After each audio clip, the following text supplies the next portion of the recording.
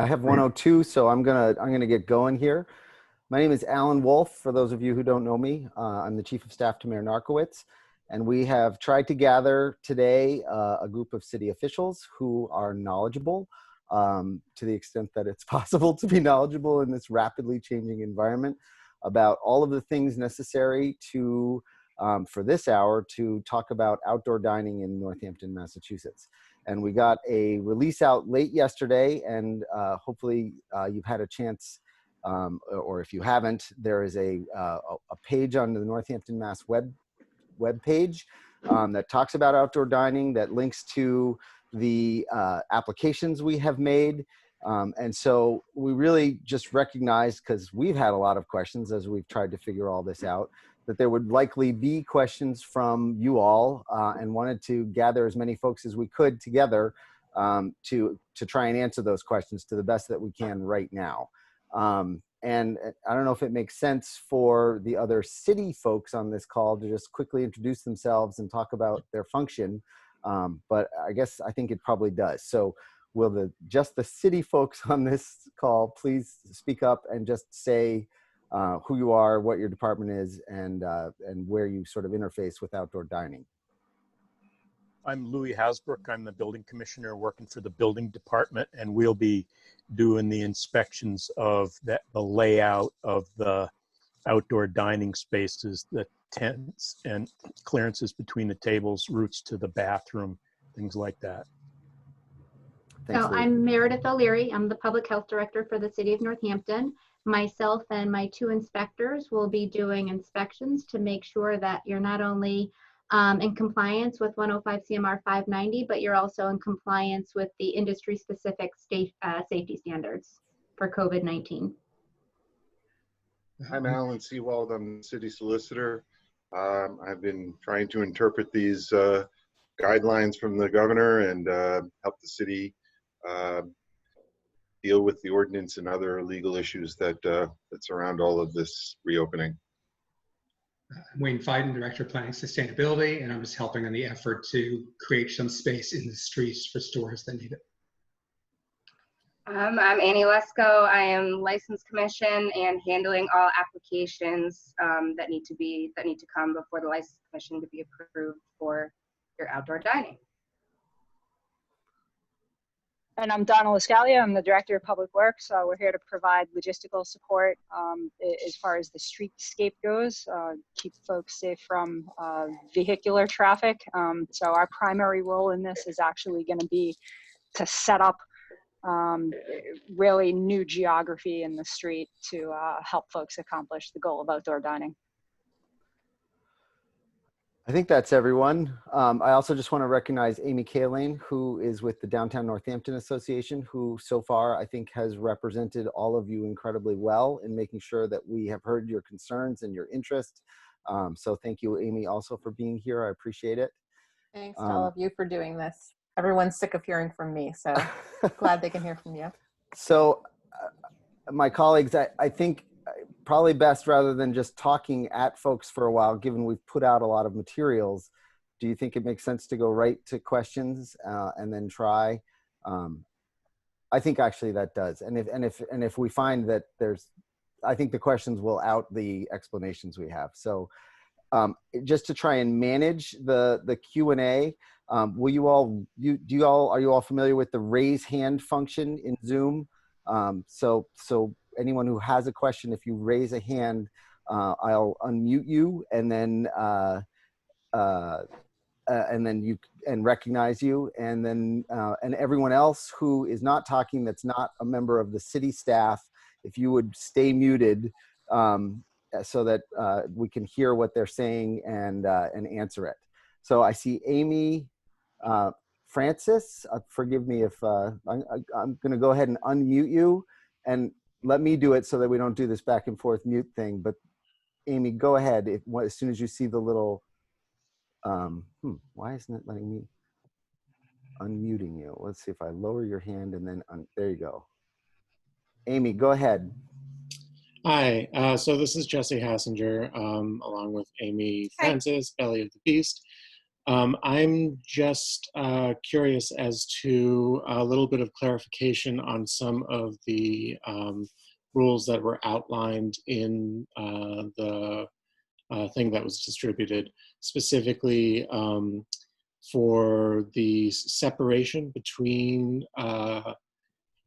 diners. I know that it says 6 feet between tables, but is that 6 feet between tables or 6 feet between diners? Because as we all know, when we're setting up tables and everything, you know, chairs can take up as much as 2 feet, especially when there's somebody sitting there, which would make it only, you know, 2 feet between diners if we're having the tables as the measure.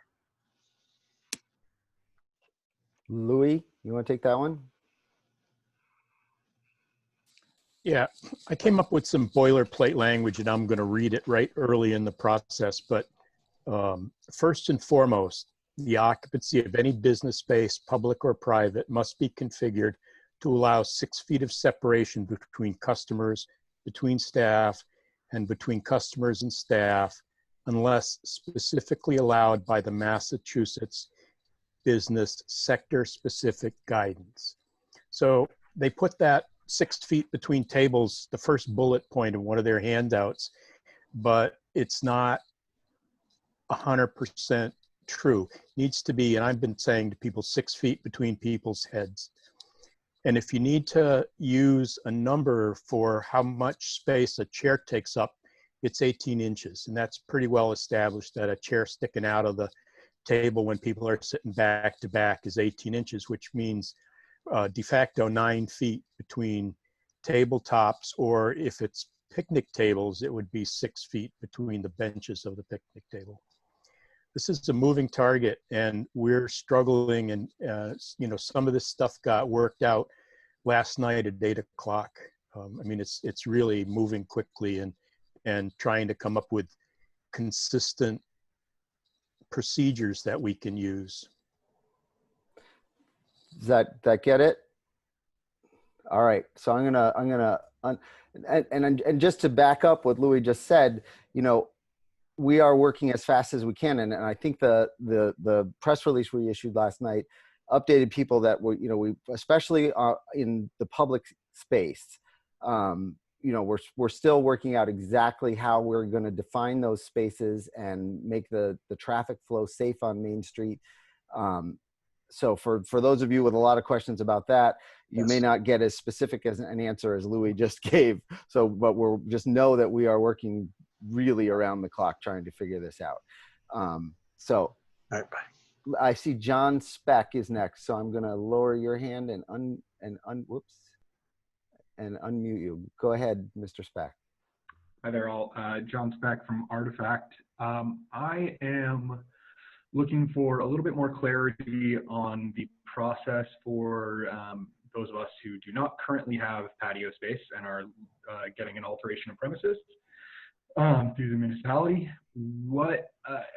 It's been a little unclear on what will be necessary for that process. I've heard some people say that it will require a inspection from the health department or from the Board of Health and from the building department. And then I've heard some information that said one or the other. So just looking for some clarity on that. So go ahead, Meredith. Sorry. Okay, sorry about that. So you will submit your paperwork to Annie Lesko for any type of extension of dining on your premise, and then the building department will go and make sure that what you have designed in your plans is actually what you have, and that there's proper egress and so on and so forth. The health department is not going to be doing any preemptive inspections, but we will be out there once you're up and operating to be doing inspections to ensure compliance. And that I'd add that the plans that you submit to Annie can be sketch plans, because the building department, somebody from the building department is going to go there with a tape measure, and they're going to measure out the spaces, and they're going to look at how you've delineated the paths from the seating area to the bathrooms and back. So, and we'll do that quickly. I suspect that we'll be able to get those done certainly on the day you call, and hopefully within a few hours, and then we'll send an email to Annie saying that it's approved. And one last thing is, if you have a tent, you need to fill out a tent permit. There's no fee. Submit it by email to either to Annie or to the building department, however you can get it to us, and we'll approve. It's a formality, but it is part of the code requirements. And I would back that up. Is to the extent possible, we have tried to run all of your application and information submitting processes through Annie Lesko in the mayor's office. If you get it to her, she will get it to the right place and get you the people you need to get open. And there's going to be, everybody's situation is a little different, and it really depends on whether you have alcohol or not, if you're going into a space you already own, or you want to go on some form of public space. There's different requirements for each of those circumstances. But if you get, regardless of us not being ready on Main Street, for example, let us know what you're hoping to do as soon as possible, and then we will work with you to get everything together as we get our stuff together on it. But the more we know about what you're hoping to accomplish, the more likely we will succeed in the end getting you what the maximum is possible according to those hopes. So does that make sense? So this website is designed to make it easy to submit plans. Every restaurant in Northampton that is hoping to do outdoor dining needs to have a plan submitted to the City of Northampton. And if one of Meredith's folks shows up, they're going to ask to see that plan so that they have and compare it against what was submitted and what is actually there. So that is what we're working on, is just have a plan. We'll keep track of them, and then we'll work through to get you to the end. And if it requires alcohol extensions, then Annie will work you through getting in front of the licensing board, which takes 2 days. We have to post it. It has to be publicly available for 2 days. They have a meeting, and they will likely approve it if it's possible. So really, I can only say that the city is doing everything we can to facilitate and make these things happen for all of you. We just need to know what you want, and we'll guide you if we don't have something we need. Sure. I did have one follow-up question on that. It seems as though a requirement is table service, as in specifically employees or staff going to the table, taking an order, delivering to the table. I just want to confirm that's the only scenario that is.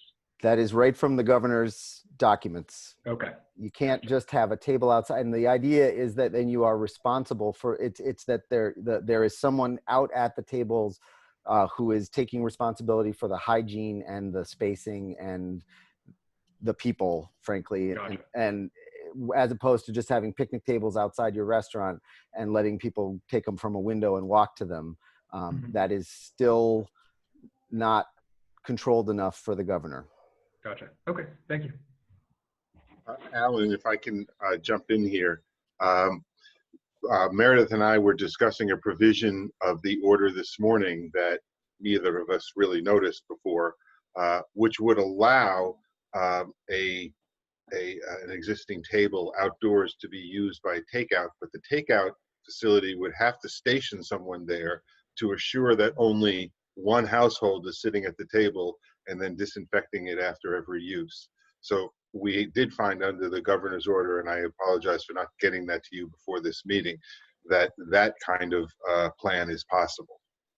So for those who have, ice cream out the window or something like that, if you're providing tables, you're going to need to provide someone to monitor the tables and to and honestly, I don't know how you were sure that it's one household, but you're gonna have to take people's word, I guess. But that's crucial for having an outdoor table. But not necessarily that the staff has to be doing the delivering. Like you're saying, there has to be someone out there who is monitoring. That obviously, if you're doing table service with staff delivering and taking orders and delivering food to the table, you already have that. But it is not that is not necessarily what has to happen, as long as there is someone else out there watching. You're talking about two different things. Oh, okay. Okay, so one is table service restaurant, excuse me, and the other is takeout only. Gotcha. And Okay. so those who are doing takeout can continue doing that. And if there are seats out there for people to eat the takeout only, that has to be monitored. It's a completely different process if you're doing table service. That's different. Gotcha. Thank you. Great. Next up, I see Mr. Ripto. Let me lower your hand and unmute you. Can you? Oh, you just, yep. Oh, wait, you're still muted. Boy, Gina Louise makes this so easy. Look so easy. You should be good. Hi, how's everybody doing? Great. Good. All right. That's trying times. I really didn't, it was rhetorical, right? So my name is Donnie Ripito, and I represent the Northampton Lodge of Elks. And I just want to say thanks to all the government officials that are teaming to try to provide answers. It is complicated, and so I do find it, and it can get frustrating, to be fair. From my perspective, I'm going to touch on a comment that Meredith made. The Northampton Lodge of Elks represents a multitude of different things. It is not really falling into one specific industry category. So we've been trying to figure out through the mass safety standards for the different situations that we have to find a way to come open safely and tie to those safety standards for different facets of things that we do for the community. That being said, some of the language previously suggests that if you didn't have outdoor dining before, that you have to go through the process, the application process, and things like that. But from the tone that I'm hearing today, I think you're saying that everyone, regardless of their history, has to go back through this process. Is that a fair statement? So everyone has to have a plan to address so if you already have an existing outdoor dining, like there are 18 folks, in fact, in the city who have already with the DPW, all they need on file and maybe even paid last February. Those folks can go now. Okay. If you are moving into new spaces and have not done this previously and have not had that permit, the responses range from just needing to send us your plan and we'll file that to going all the way through the licensing process. Roger. For alcohol. Yeah. Okay. Thank you for the clarification. Secondly, with regard to Louis and to follow on John's question, Louis, we start talking about 6 feet. Louis mentions 9 feet. Is the requirement 6 feet or 9 feet? The requirement is that there be 6 feet of separation between any customers, any staff, or any customers and staff. And how that gets worked out, and my discussion about 9 feet was an observation about if you have a table, 2 tables, and people are sitting back to back, one at each table, you're going to end up needing about 9 feet between those 2 tables. Roger. In order to get 6 feet between the people's heads. And if you're using picnic tables, it ends up that it's 6 feet between the picnic table benches to maintain the 6 feet between people's heads. It ends up coming down to whatever you do and however you work it out, there has to be 6 feet between people, except for the people sitting at a single table who are in theory some kind of a bubble group. I don't know how you'd put it. And like Alan said, you're going to leave it up to those individuals to make that determination. You're not going to want to see IDs necessarily, but right. But that's actually ties to my next question. But okay, beyond that, there are sector-specific guidelines that allow exceptions. For instance, the table serving piece, the staff is can put food on the table as long as they do it quickly. We can provide all those sector-specific guidelines. Yeah, I think they're available online, right? You're talking about the mass safety standards right. for various things. Yeah, there's. I tried to compile them and put them into like little bites, three files at a time, because they're all over the website. Yeah, you're jumping all over, and I think maybe to John's point, at least I'm also a small business owner in the area. I mean, I think from a business perspective, what you're trying to avoid is rework. You don't want to go through a bunch of expense and effort and energy to come back and, you know, sort of come in at the end of it and say, nope, that's not right. Let's go back to the table, no pun intended, and figure it out. So in my mind, we're just, I think, trying to understand those requirements, make sure we're staying safe and consistent with the governor's rules from the state and the Board of Health's rules locally. So those are my two things. From my perspective, the tent permit part is my follow-up to that. The Elks has had a tent outside since probably Moby Dick was a minnow, which is quite a while. If you haven't seen, the tent this year is brand new, so we're happy for that. But that being said, did you suggest that we had to go through a tent permit process to allow for that to stay up?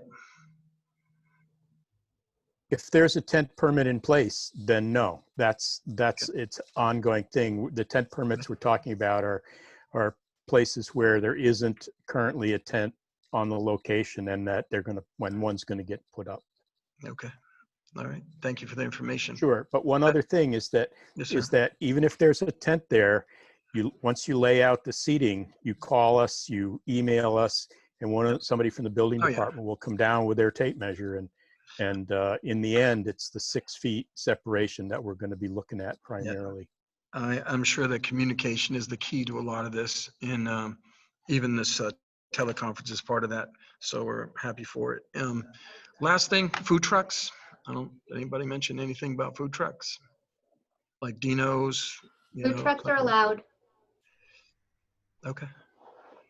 Because in our example, we often have a local event. Dino's is present, who's ServSafe certified. His folks provide the food, we provide the seating, and then we have attendants in place to account for cleanliness as a general rule, and certainly COVID-19 is no exception to that. So what I'm reading about food trucks they are allowed, but you have to have service with them. So you would have to have someone employed either through the food truck to serve the food, or one of your staff to serve the food. They don't want any mingling around the food truck. And we haven't changed the standards of where they're allowed. So they're still not allowed in the central business district unless it's on private property. Right.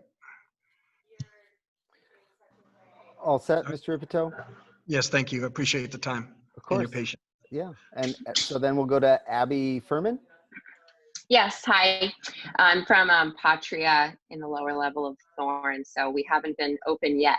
So a lot to figure out, but and thank you all for taking the time to do this, and to Amy for being such a great advocate. It's been very helpful. So I just have a specific question about the online form that I see.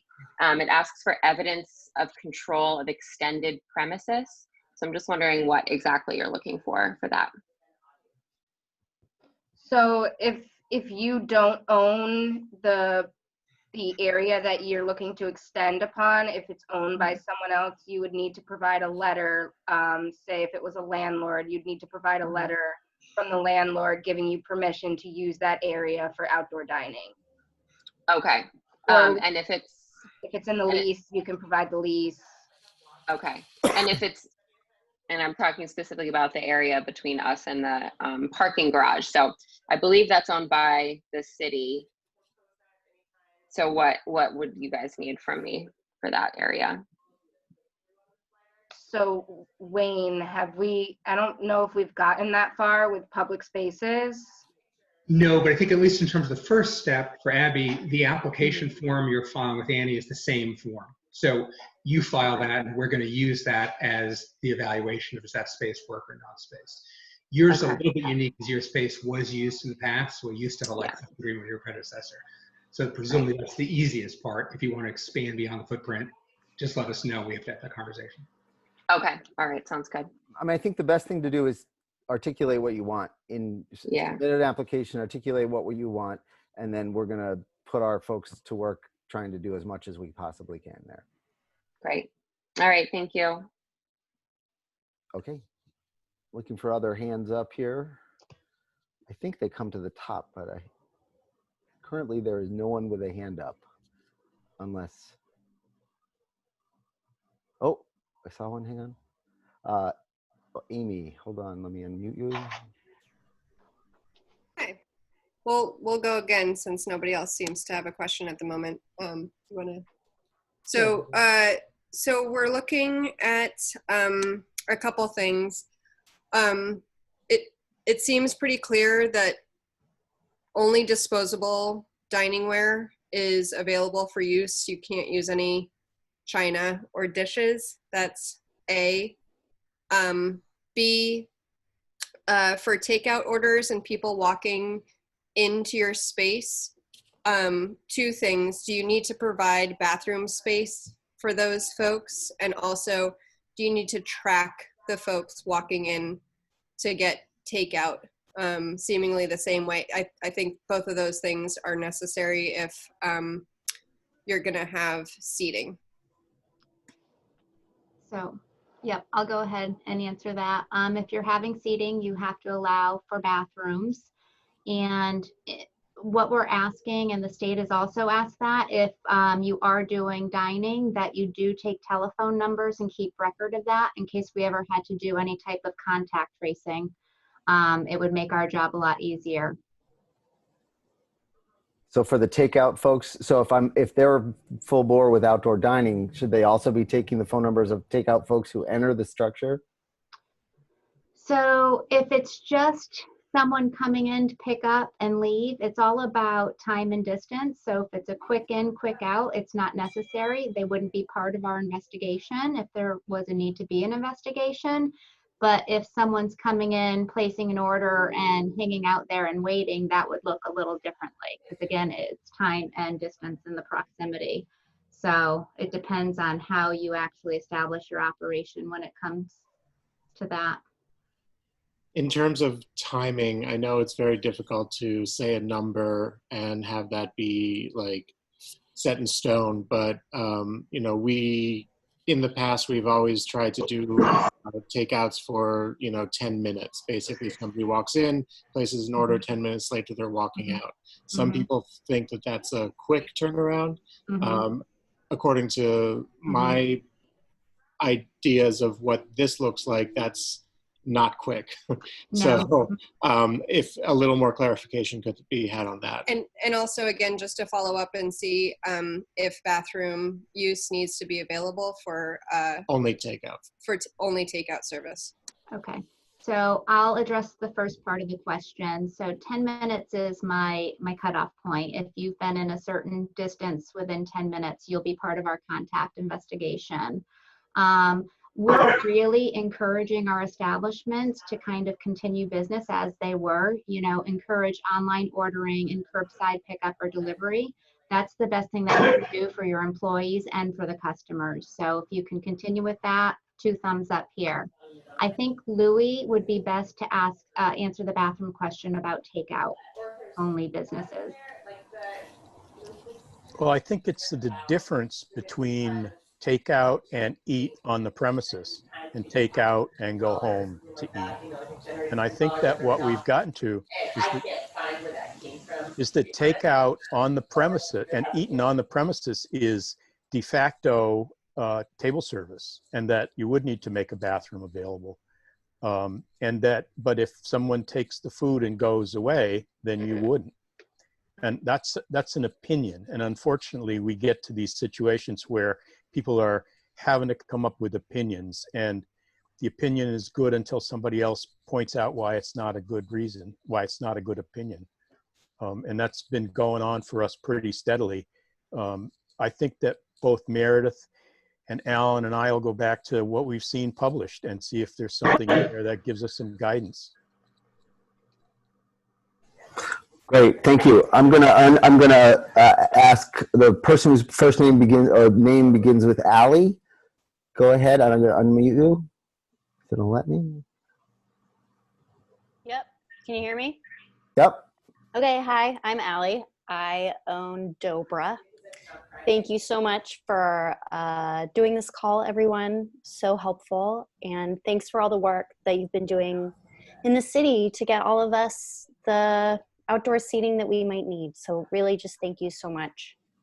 I had a question based on something I think it was that Louis said earlier in the call about it being one household per table.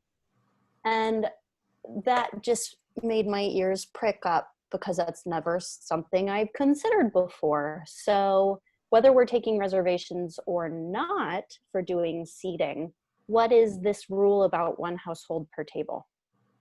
I'll clear that one up, Louie. So it's not one household per table. You can have up to 6 guests at any given table, as long as they're their own social pod. If I feel like I want to go out with my best friend and her husband, they're part of my social pod, then we have the right to do that. So it's up to 6 guests per table.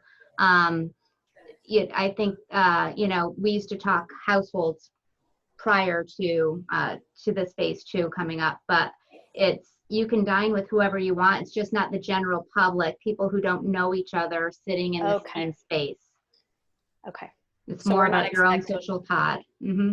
We're not expected to police who are No. present. Okay, good. That's a good question. Yeah. Mm-hmm. And I think, if I may, I think that applies more, what you're suggesting applies more to the unregulated tables available for takeout, where people are just going up to the window, and historically and traditionally, groups would mix and sit at the same table.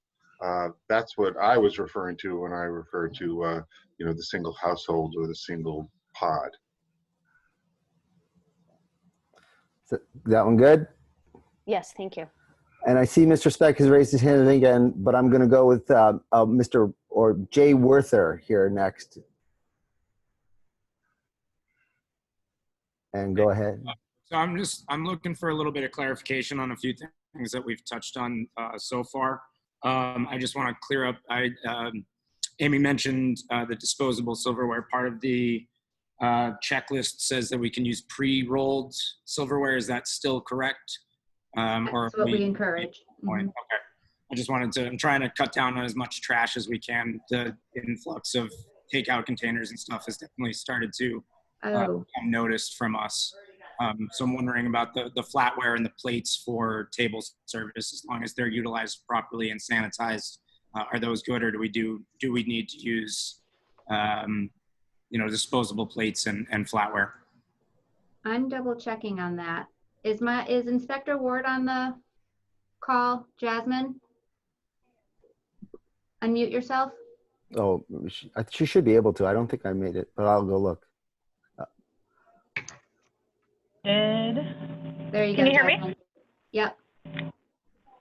It is encouraged to use the pre-wrapped single service silverware as opposed to the pre-wrapped, but you can do both is what my findings have been. Okay, great. Second follow-up is where does town stand on sidewalk usage? We're here on Strong Avenue. We'd love to put 2 right up against the building, but I'm not positive that requirement is for space. I know typically it's 5 feet. I don't know if that still stands as we are right now. So I guess so we need to, if you would submit a plan, then we'll work it through with you. There is some, I know on Strong Avenue, some of your neighbors, you may be part of that, have some ideas there, and we're ready to be creative down there. And that segues properly into my next follow-up, just confirmation is that, should we be sending these plans and stuff to Annie, and then she can delegate them out to the necessary departments, or is she our point person still? Yep, or me yes, but I think Annie is, let's just run them through Annie, yes. Okay, excellent. And then just final clarification, is there a definition of a tent? We're looking at something that is more of an awning, and I just want to know if we should file the same paperwork or if there's different paperwork for that.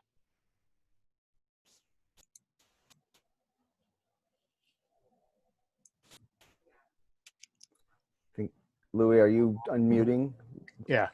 So I hate to get too specific, but it is specific, and there's any number of criteria. If you have an awning already, then that's fine. If you're going to put up an awning, then there's requirements that how it gets installed, that it's an approved, and then the DW still has needs to approve awnings over a public property, and there's a minimum height and things like that. So, and the awning has to be suspended from building. It can't have posts that go down to the sidewalk. Now, beyond that, it's a tent. If it's not attached to the building, even if it's smaller, it's a tent. Okay, thank you. And if I can weigh in here, for those who are covering, there are requirements for open sides. So you need to think about that if you're planning a covering. Okay, you all set? Should I go back to Mr. Speck? Yes, thank you. One more thing, Alan, can I also say? Yeah. Very important to let us know if you're going to need to cross public sidewalks or other public property to get even to your private property. So if you're going to go out the front door, across the sidewalk, and onto your side lot, we need to know that, particularly if you have a liquor license, because we're going to need to include the sidewalk for transportation purposes only as part of the licensed premises. So that's really important. Okay, Mr. Speck. Yep. I apologize for harping more on the awning part. I guess umbrellas. So if we're doing picnic tables and we have umbrellas that are going to be going through those, weighted on the ground on a pole for each table, is there any special permit that we need for that?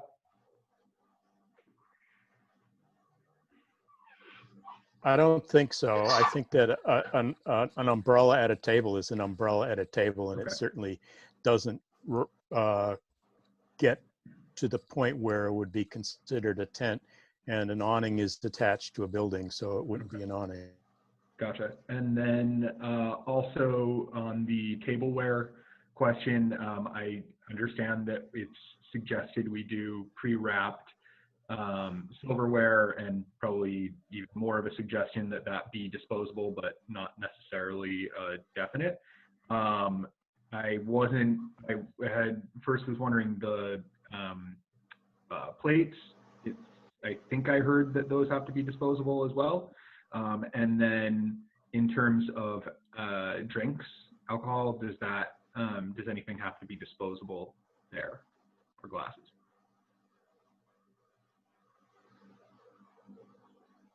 So, Meredith? Yeah, I don't see anything requiring that. Right. Again, I think it's more about encouraging it, but there's nothing specific in the standards. Yeah. Okay. Okay. Let's see.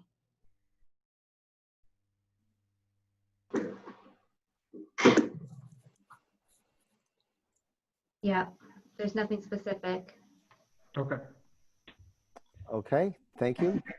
I'm going to go to Annabelle Little Rich.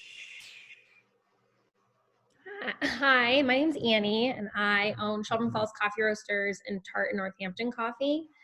And so I just wanted to clarify, well, one, I want to clarify, a couple of our stores do not have bathrooms that have ever been accessible to customers.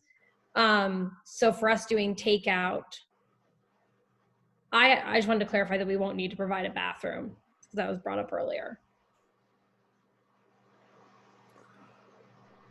So just takeout? Yeah, so like at our location on King Street, people come in and leave, but there's no bathroom accessible. So I'm assuming if it was never a requirement, then nothing. Yeah, it was never just that there's right, just so there's no new requirement. Yeah, no. Okay, great. And then we do have one store, two of our stores do have bathrooms, and we've had outdoor seating in the past. But we've never done table service, and that's like kind of part of our model. And so what I had planned was having customers be able to check out a table and then have the employee go and sanitize it then, and then the customer, when they're leaving, they give them some sort of object that signifies that they can turn it back in to the barista, and then they clean it again. Would that work? Or would we have to have someone just standing outside permanently? Nope, that would work. Okay, great. Those are my two questions. Thank you. Thank you. And anyone else have a question? Raise your hand, please, using that function. And everyone else, please remember to mute unless you are talking.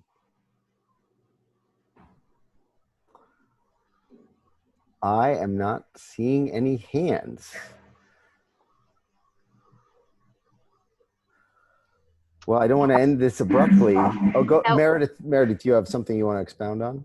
Yeah, so I don't know if you're all on the health department email list, but I do send out emails, myself or Kelly Constantine, to all of our establishments, at least weekly, if not twice a week, about, specific guidelines that have come out. We hold a teleconference every single week.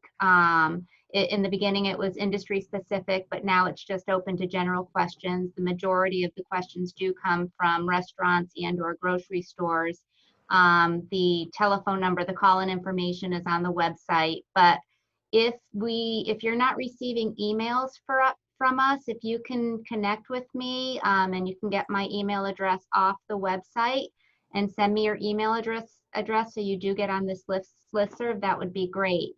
What I recently did for all of you was I took the industry specific standards and our local standards that you have to meet and compiled them in one document for you. And it's just a checklist you can go down to make sure that you are in compliance with both local and state regulations. And that's what we'll be using when we're out there, and make sure that you have your COVID control plan, your attestation, like everything that you're going to need to get moving forward. So please make sure that you're getting emails from us. Thanks, Meredith. And I had Mr. Starkweather chat me and say he'd like to speak. Hi, Drew Starkweather from Progression Brewing. Want to thank everyone for taking the time to help us work through this. My question is about one of the spaces possible to us would cross a sidewalk, which I assume would require 6 feet of space on either side of that sidewalk, and then a certain amount of space for the sidewalk. And we're wondering if there's any measurements coming, like 3 feet for the sidewalk. Is it a 15-foot wide swath to have that sidewalk be still used for public access? Or anything along those lines. Alan, that sounds like your alley. Get it? Sorry. Well, I just want to be clear. Are you talking about getting into the street? Crossing the sidewalk to the street? Or on the sidewalk? Our only option in that scenario would be to request parking spaces with Jersey barrier type. And obviously you're holding an on-premises license, so you would need to get your premises extended across the sidewalk and into the street. For anyone who is going to occupy public property, there's going to be what we call a license agreement. It's kind of like an easement, but it's not an easement, that will require insurance and all the the general kinds of stuff that we're going to require in order for you to do business on public property. So that will also be there. But the first step, if you're going to request occupying a parking space, is to start talking to Alan and the others in the group about exactly where you want to be and how you want to do that, and then we can work through that and get you the license you need and include your sidewalk as part of the licensed premises for transportation only. So, okay. I mean, I hope that answers your question. Yeah, I'll start with the what we'd like to do. Submit it to Annie, but my assumption is that sidewalk is going to require space on both sides of it. That we couldn't have tables. Right. The sidewalk has to function as a sidewalk. I mean, the most major change in terms of liquor license law in this temporary period as we try and recover from the pandemic is that the licensing authority is allowing us to do these easements across the public way. And so we have to maintain, it's really the Americans with Disabilities Act, access to pedestrians on sidewalks. And so they have said, okay, you can walk across them, but we can't prevent that flow. So I think that is the math that everyone will do, is to make sure that someone who wants to use the sidewalk for other purposes as a public space is not prevented from doing so. And then you guys now, for the first time in history of Northampton outdoor dining, can have that easement across to take whatever it is you want to take to your customers sitting at tables, in your case, in the public way. Let me add one other thing. Drew, is as we look, we don't know the answer because we're still looking at options, but if you're interested in going out your back door, you should show that as well as a preference. Yeah, we're looking at both sides. Okay. One being State Park, one being Townland. We don't know which one will be easier. It's all city. There's no right. Yeah. Okay. And we'd heard that, and we're ready to try and figure it out. Okay. Thank you very much. Okay. Anyone? Robin Wynn. Hang on. Let me unmute you. Okay. You should be ready to go. Hi. Thank you all. I own the Roost, and we had applied initially before we opened, we had applied for outdoor seating, and we got through like the first level of the video game, and the city approved our outdoor seating, but then the ABCC shut it down because we didn't have enough clearance for a barrier, and we do have a beer and wine license. And so I guess my question is just about now, is the barrier still part of this, or is there a way where we can now put tables out and have people drink beer and wine out there without a barrier, so that we still have the wheelchair clearance? So I think it's, again, let us know what you want to do.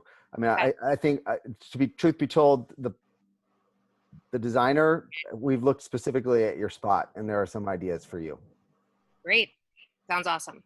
So just to add to that, we still need to follow the ABCC patio guidelines, which require that a barrier of some kind is in place to prevent access to the public way. So we still need to comply with those guidelines. I'll have to take a look in your file and see what the specific reasons were for them disapproving it. Okay. But yeah, I mean, if there's ideas for your space, then that's great. Thank you.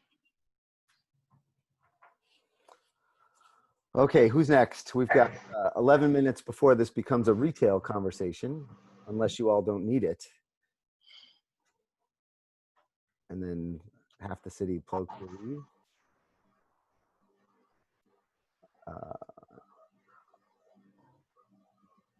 All right, so I think if anything, I hope everyone here has successfully communicated with you that the goal is to try. I mean, I can't, for any of us, speak and say everything is going to be possible, but the goal is to try and figure it out. And these folks are committed. Oh, looks like they're Mr.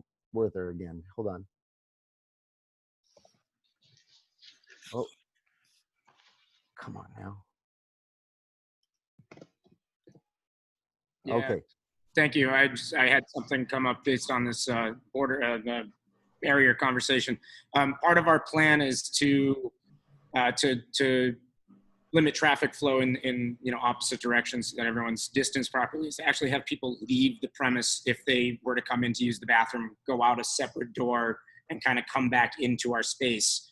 So essentially they'd be leaving our premise, obviously without food and wine, but then coming back in.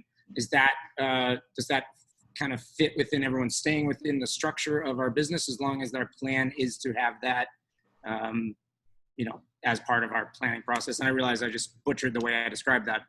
Kind of interested in just essentially people would be leaving to stay. They'd be leaving our premises, walking the sidewalk, coming back up and back onto the patio. Where would they be going? So we have a secondary door in the front. Our plan right now is to primarily use the back patio space that we have never properly set up, but go through the process of that. They would come down a single pathway that goes past the bathrooms, use those if they need be, continue on out the front of the building, and then come back down this alleyway that we have right here connected to us before they re-enter, essentially creating a one-way circle through our space. And that would be ideal from the public health perspective. We want everyone to look at the flow and design and setup of the inside as well as the outside for the patrons that have to go in to use the bathroom. So if we could eliminate two-directional flow, that would be best. Right, and that's my only concern would be to create that singular flow. They actually kind of have to leave what would be quote unquote our space to return in the same visit. And I just want to make sure that that seems like it's going to be okay. I don't have a problem with it. I can't imagine any of the other city staff having a problem with it. Great, thank you. Anybody else? Alan, Louis? I'm good with it. Yeah. No problem. If you're not using it for commercial purposes and people are just walking on it, then there's no problem. Everybody has the right to cross the sidewalk or, you know, great. Thank you. public property. Okay, and so I guess before we close then, and barring seeing another hand here in the next second or two, does anyone else from the city have anything they want to share?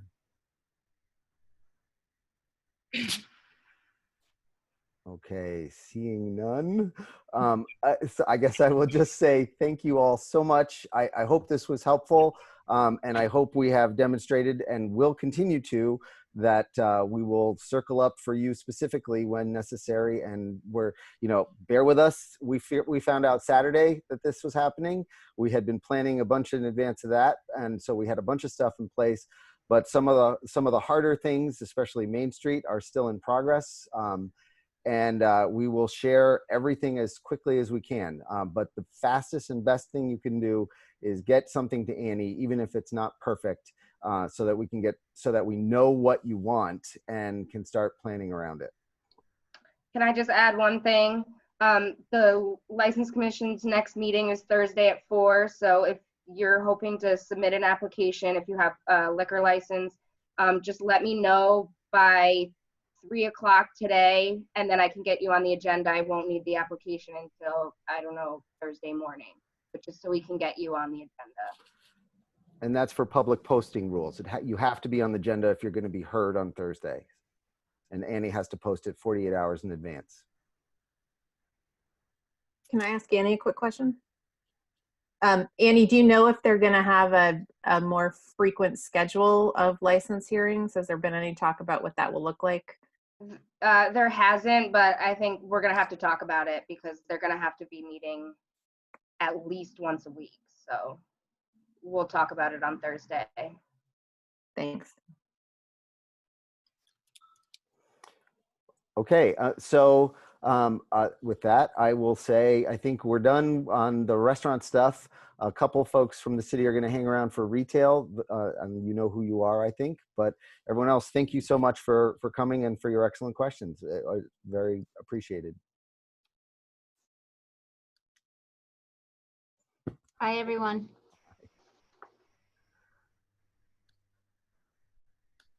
Bye, guys. Thanks. Take care.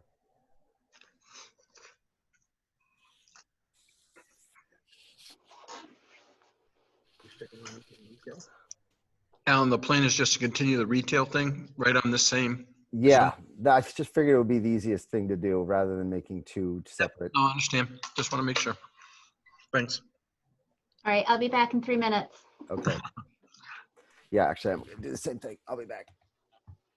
Alan Seawald, I have a question for you.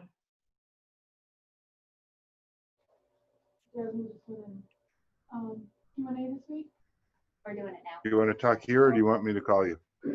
I mean, I think it's fine here. I just had a question about if people are putting picnic tables in their private parking lot, do they need to submit a plan?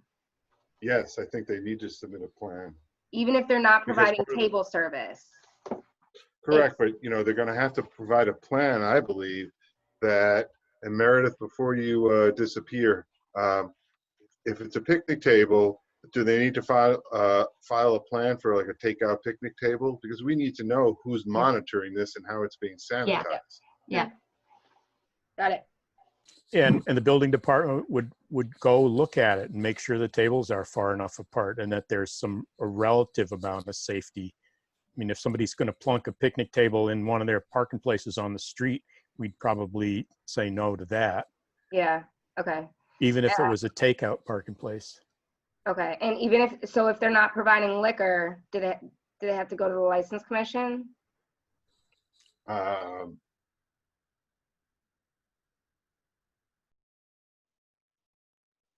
Wouldn't they have a common vic? Yeah, but isn't that what we're trying to do at Thursday's meeting is Yeah, suspend? I mean, if we can get that delegated to you, then no, they wouldn't need to go to the commission. They would just need to go to you. Okay, But I'm not prejudging that the commission's going to do that. I have no reason to believe they won't, but I'm right. And absent then of that delegation. and as far as Amy, this might be a question for you. As far as requesting parking spaces, are you keeping track of that? It's all on that same spreadsheet. So I asked Alan this morning. I don't know if there's been any sense of a time frame of when people will know or some formal application process, but that Yeah. spreadsheet the tool has access to has all the parking spot information as well. Okay, so have you heard from Mama Iguanas about wanting 2 spaces in front of there? They would prefer curbside pickup as opposed to outdoor dining, as would Philos, as would Noodles, I think, although Noodles had different thoughts about dining. But yes, were you on the call with Tool when I said that I thought that area would be better served by 15 minutes? curbside? Yeah, but now he's asking how he can ask for outside dining in parking spots outside of Mama Iguanas. So I guess. Well, he already has sidewalk seating. Right, I think he's looking for more. Yeah. Okay. We can talk about it later. Okay. Are you going to be on the 3 o'clock EPH call? Okay. Yeah. So go to your farmer's market. Yeah. I don't think this is going to be anything that you really need to be done. Okay. And you have the thing printed out for you? Mm-hmm. Okay, cool. I'm missing a page now. Here, you want to take mine? Yeah. There's just some of my silly notes on there. Perfect.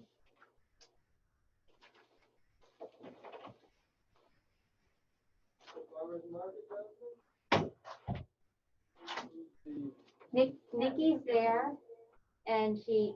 Oh.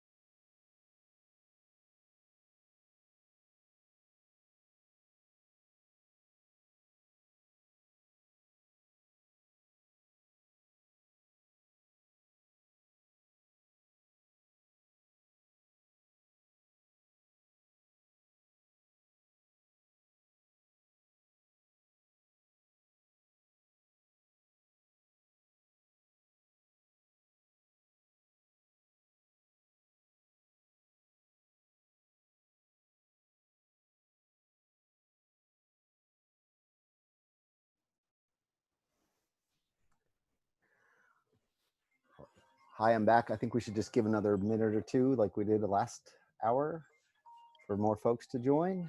But welcome everyone who's come to talk about rules and regulations for retail opening. And I see Meredith is still getting a glass of water or something, so we'll want her here for that.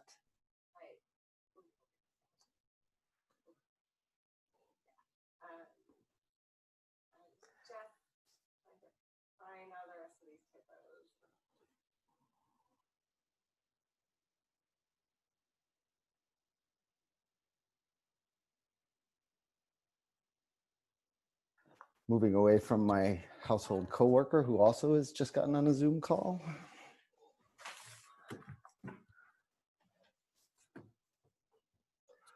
Okay, I'll just start by saying, there's still quite a few folks. So if you are not speaking, please remain muted unless you're a city official. I think that's okay. And use the raise hand function when you want to ask a question. And that is down under at the bottom of your screen where it says reactions. one of your options, I think it's really only 2 reactions they give you, either to clap your hands or to raise your hand. But if you raise your hand, then you pop to the top of my list here on the side. You can also chat me, and I'm watching that, although I wasn't on the last one right away. But I'll see it, and then I will unmute you. And so let me do it so that we don't get in a mute-unmute war. And then I'll call on you and say go. And there's usually just a little bit of a lag there, so bear with me as you are unmuted. And really, I think this is Meredith. Actually, we should probably do that introduction thing quickly again. I'm Alan Wolf. I'm the Mayor's Chief of Staff.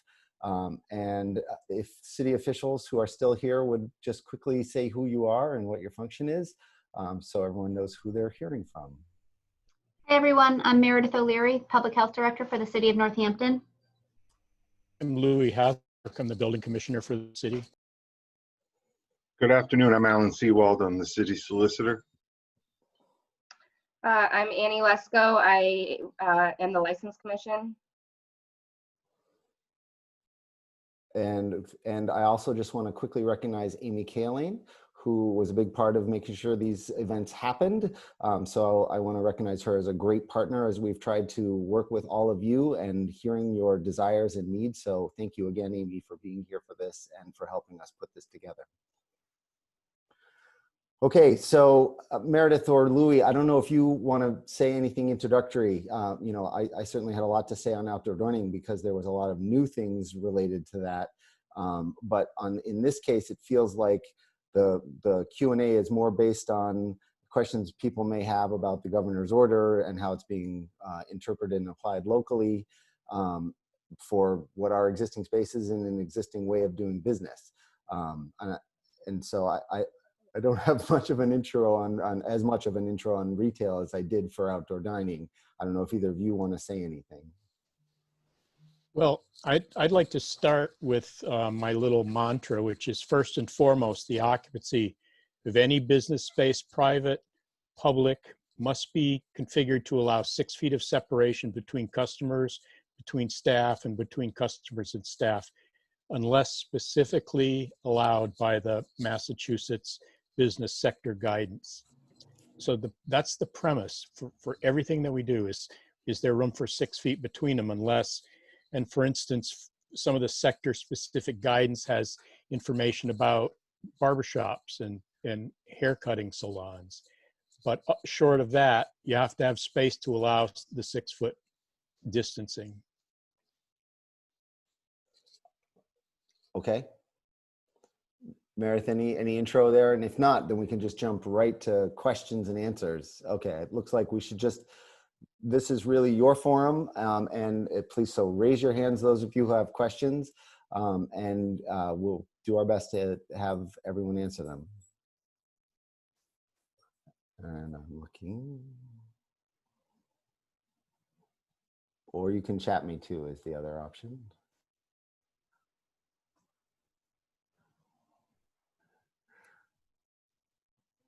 So you guys, oh, there's Mr. Ripito again. Hold on one second. I will unmute you. Wow, darn it. Okay.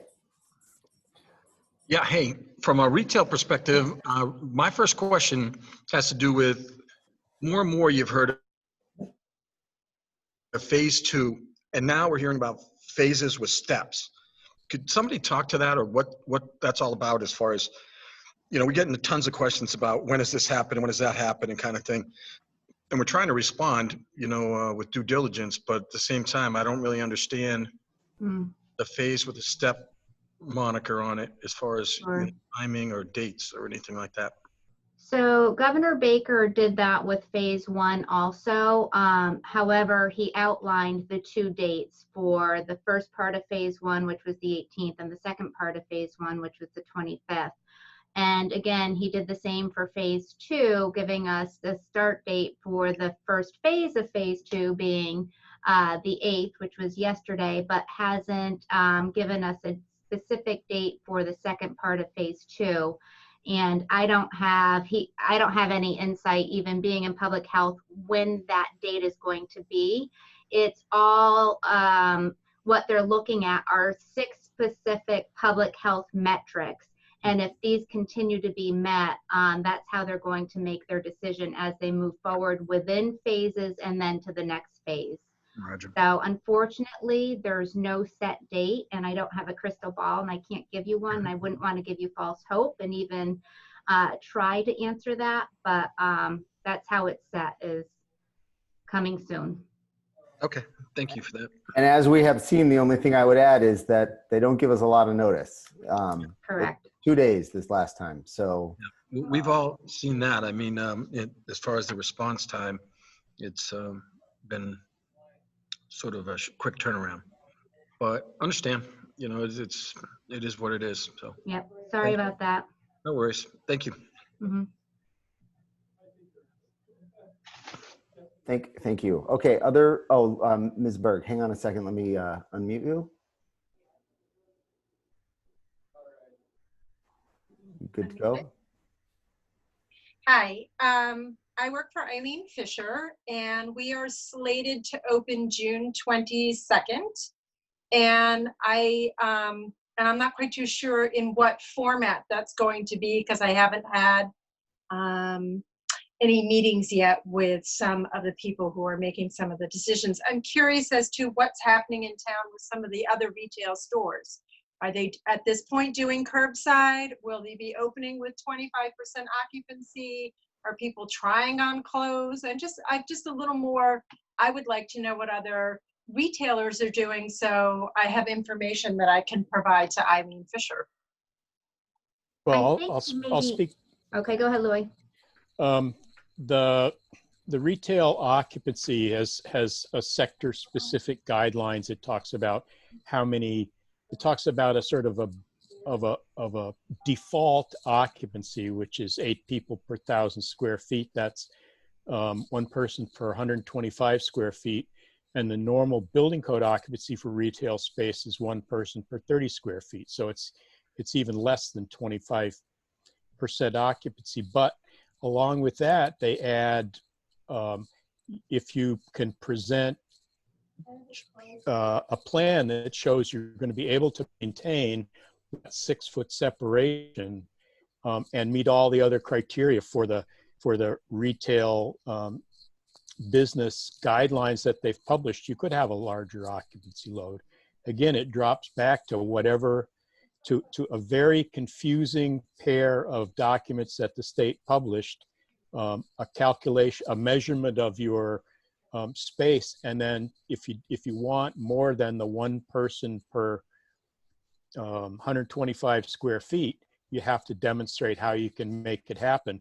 But even beyond the 1 person per 125 square feet, if you can't, in a space that's quite large, show that you can maintain the 6-foot separation, you can't have that many people in it. So what we've done so far for retail space is that we've taken people's square footage and done that 1 person per 125 square feet, and given that back as the baseline, the starting space. And if people want more than that, they're going to have to show why they can maintain that separation with less space than that. Okay. And and of course that includes employees. Mm-hmm. That calculation. Right. The company is only bringing back 1 person at this moment anyhow. And we're still strongly encouraging to do online ordering and curbside pickup if you can. Whatever you can do to minimize the risk of any type of transmission is definitely strongly encouraged. But to answer one of your other questions, that fitting rooms have to remain closed and there can't be any trying on of any items at this point. Okay. Thank you. Yep.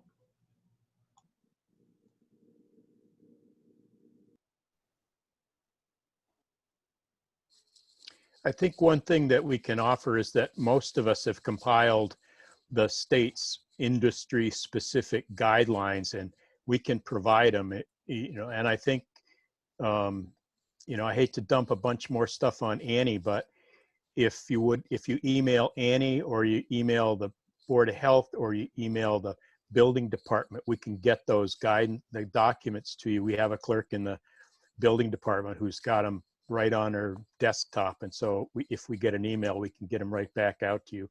Again, they're confusing. And I mean, we're going to preface all of it by saying, no matter what happens, you have to maintain the 6 feet of separation. But these are what the state's published, and it's sort of all we've got.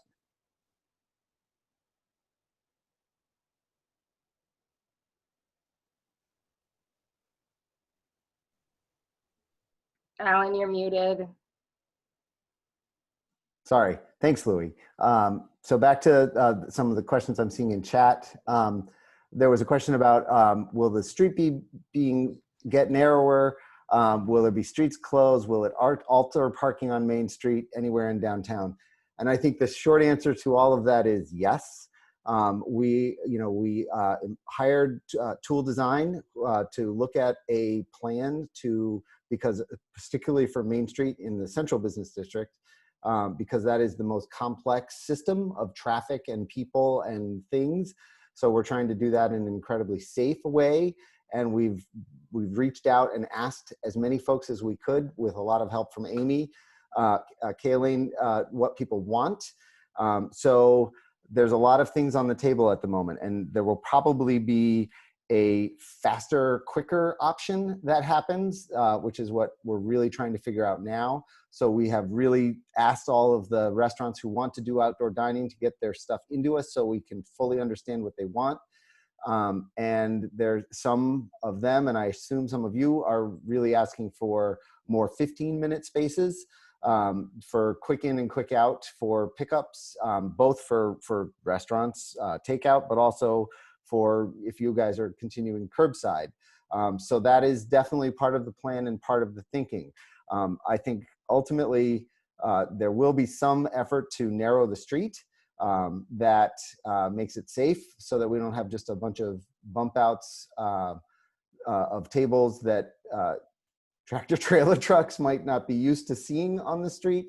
And we're talking about putting barriers in place to protect them. So I think it is safe to say that there is a lot on the table right now for how that's going to look. And we are trying to figure out how to roll it out as fast as we can, and then how to make it a little more longer term temporary, with maybe something more ambitious. So I think that's the safest way to say that right now. But there's a very good chance you will see some sorts of barricades showing up pretty soon as we work with people to roll this out. And then follow on that, given that we've got the order at least on outdoor ordinances relaxed until November 15th, we are thinking in terms of something that maybe looks a little better and is a little more permanent and permanent till November 15th than what you might initially see. But there will be changes to parking. There will be changes to the width of the street. As fast as we can is the shortest answer. And we found out Saturday. We got our initial plan from the designer yesterday, and it's amazing, but it might take a little longer to implement their vision than many of you might want, or many residents of Northampton might want. So we're working on the interim to move a little faster right now. And then, so I think that probably gets yours too, Amy, I think. Unless there's a different answer for side streets in terms of when they might start to see requested 15-minute spots. Okay, so I think the side streets should get their requests in, and I think we can move pretty quickly. I mean, there's some signage required, and I just, in terms of the side streets, it's trying to just make sure it's an integrated plan between the restaurants on those streets that want stuff, so that we're not one day putting a 15-minute spot somewhere and then the next taking it away to put tables for somebody. So that's all we're really trying to juggle, is that I think there is going to be some shuffling. I don't think there's any way to do this perfectly and smoothly without, unless we said, we're not going to be ready for 4 weeks or 3 weeks, so, and I don't think anyone would be happy with that. So there will be some shuffling, but we're trying to go as fast as we can. And then someone has a question here. How does this apply to tattoo shops, which I will throw to Meredith.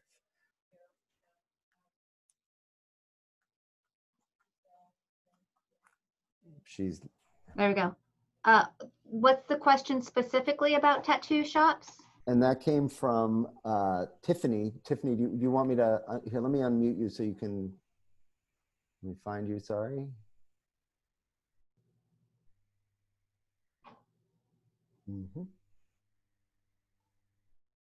Okay. This is my first Zoom, so I'm kind of learning as we go. But when I was listening to Louis talk, I'm just sort of trying to figure out how this pertains as far as, you know, our shop and the other tattoo shops in town. I've been sort of following the guidelines for hairstylists or barbers, because that seems the closest to us, although they're able to do appointment only at this point. It just is very confusing for me at this point, as far as, you know, what we need to do in the shop. Oh, so I believe you're the second part of phase 2, correct? We are, yeah. Yeah. There's still no date, which is fine by me. I just, you know, I don't know what I need to do to the shop to be ready. I mean, honestly, I'm surprised that we're in phase 2. Yeah, me too.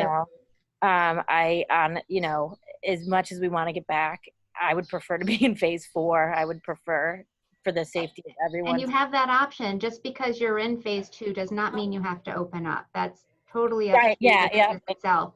So your industry specific guidelines, I've not seen them come out yet, but there are just standard specific guidelines that you could read if you want to start getting yourself prepared.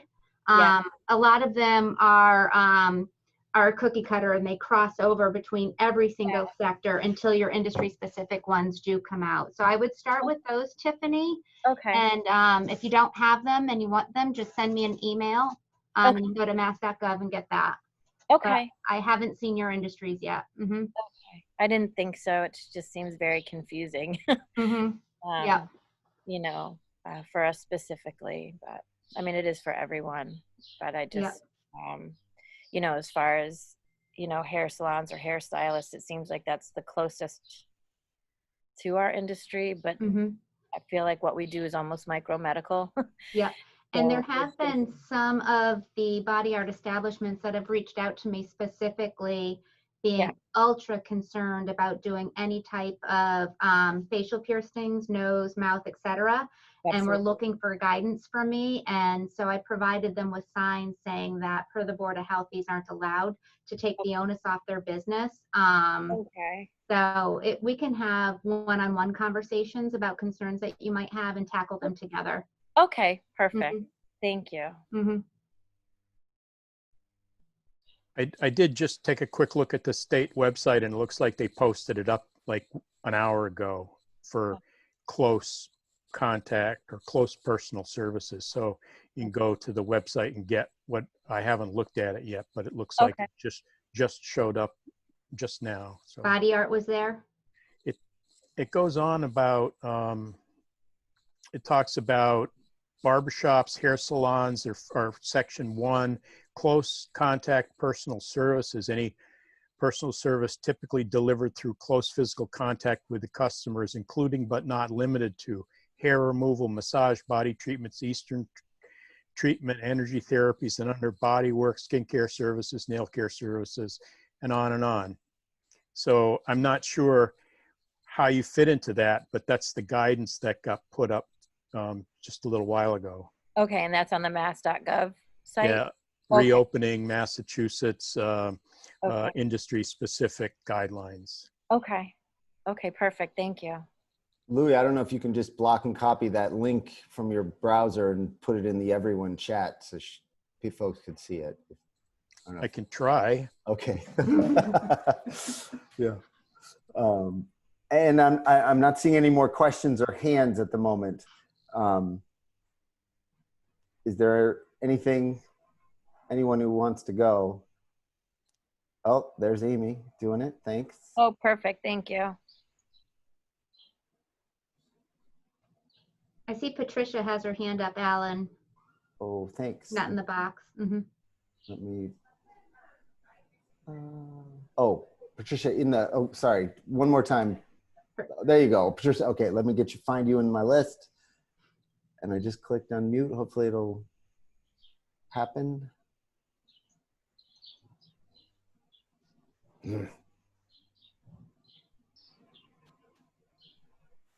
Oh, there we go. Oh. Don't fight me, Patricia. I think we're muting and unmuting you. There you go. Hopefully that's weird. Sorry, everybody.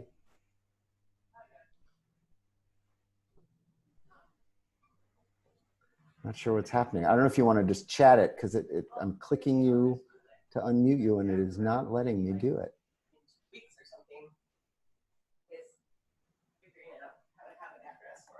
How about that? There we go. Great. Okay. So there seems to be some posters that I see around town that seem very official, but nice. Like it says welcome, and there's a checklist of protocol that they're following in retail places. And I'm wondering how we can get that poster. So I think what you're talking about are the COVID control plans and the attestation posters that businesses must have filled out prior to doing business, and you have to have them public facing. Are they like blue and white with the check? Yes. Yep. Yep. So you'll get those on mass.gov, and your business has to have those filled out. If your business was deemed essential prior to the start of this, you have until July 1st to fill it out and get it posted. But if your business is new to open, because due to phase 1 or phase 2, you have to have them, or should have had them posted prior to opening. Okay, so we haven't opened yet, but we're allowed to open. So just go to mass.gov and I can it's find called that. a COVID control plan and I can't say that. That gets me all the time. Attestation. Certification. Thank you. Right. And then the other question is, I would be allowed 16 people by my square footage, but I'm only going to allow 4 plus 2 employees, so 6. Do we have to have markers on the floor for 6 feet if we have very restricted occupancy?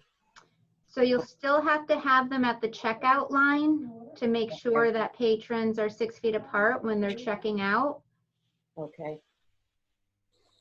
We're suggesting places where people would line up. If you have a public bathroom, it's probably a good idea to get a series of pieces of tape across so that people don't crowd in. The whole, again, 6 feet of separations and everything you can do to facilitate that and ensure that. Okay, thank you. And I just wanted to point out that Amy put the link to the mass.gov site where those attestation posters and compliance plans are located. Oh, thank you, Amy. There's also a requirement of posting safety posters that are you can also find on mass.gov. I'm going to see if I can post the link to that also, see if I can get it. And I'll just throw in here, thank you all for asking all of these questions and doing your darndest to comply with all of these requirements. We want you open as much as everyone else does, and maybe not as much as you do, but badly. And so we're truly grateful that folks are here and interested and trying to do what they can to do the right thing. So many thanks. Any additional questions? You can either wave at me, chat me, or raise your hand using the reactions raise hand function, which is down in the bottom of your Zoom window. It looks like a smiley face with a plus symbol over its left ear.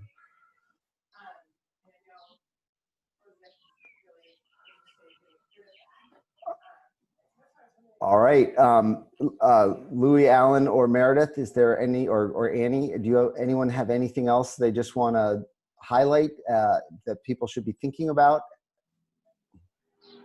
Not so much highlight, but I just want to offer to you, I know for many of you in retail, we've never had an official meeting because we don't have, the health department doesn't have oversight, but we are your community partners and we're a wealth of resources and fully staffed starting of this week.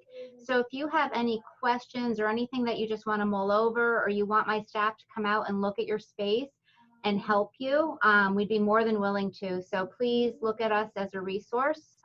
We'd like to be there for you. And I'd echo what Meredith said. We have a clerk that's basically assigned to this sort of these occupancy issues. And if you need information, email anybody in the building department. Meredith will forward it to us. Annie Lesko will forward it to us, and we'll do what we can. It's very confusing, and it's changing, moment to moment. It used to be you could go to the website the state website every few days. Now it's every few hours, it seems, to try to keep up, and even then it's confusing. And I also will echo that. Annie and I in the mayor's office, when you're unsure who should help, you can always come to the mayor and say help, and we will get you to the right place. And we are, as I said before, committed to helping you do what needs doing. And stay tuned on all the other things we're trying to roll out as fast as we can. And I'm sure you will let us know what you think as all of that happens. So barring any other questions, I guess we might as well shut it down.